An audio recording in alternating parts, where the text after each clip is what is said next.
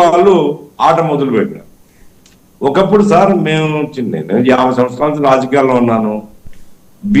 కాంగ్రెస్ విలువలు లేవు, బీజేపీకి విలువలు ఉన్నాయనేది మేము నేర్చుకునేది. బీజేపీ విలువలతో కూడుకున్నటువంటి పార్టీ అని, కమ్యూనిస్టులు బీజేపీ ఈ రెండే విలువలతో కూడుకున్నది. సరే వాళ్ళు రైట్ రియాక్షన్ తీసు, మేము లెఫ్ట్, ఇట్లా మా మధ్య డివిజన్. అయితే ఇప్పుడు కాంగ్రెస్ పతనం కావడానికి 47 తర్వాత 34 సంవత్సరాలు పట్టింది. బీజేపీ ఇంత శీఘ్రగతిన 15 సంవత్సరాలు ఇంత పతనం అవుతుందని మాత్రం నేను ఊహించలేదు.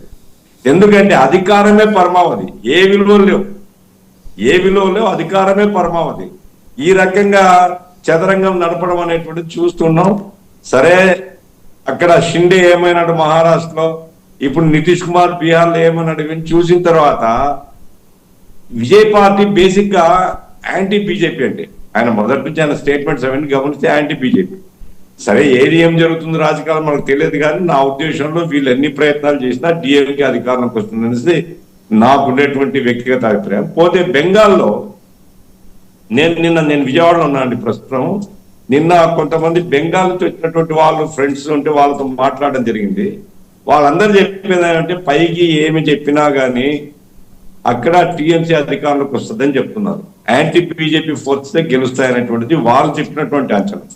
ఆ రీతి ఏంటంటే 2 పెద్ద రాష్ట్రాలు, ఇప్పుడు 5 రాష్ట్రాలు ఎన్నికలు జరిగితే అందులో పెద్ద రాష్ట్రాలు ఇవి 2, తమిళనాడు అండ్ బెంగాల్. ఈ రెండిట్లో కూడా బీజేపీకి పరాభవం తప్పదనేది నాకు వ్యక్తిగతంగా ఉండేటువంటి అంచనా. సరే 4వ తేదీ తెలిసిపోతుంది, ఎందుకంటే వ్యక్తిగత అంచనాలతో ఈవీఎంలో మారదు. ఈవీఎంలో ఉండే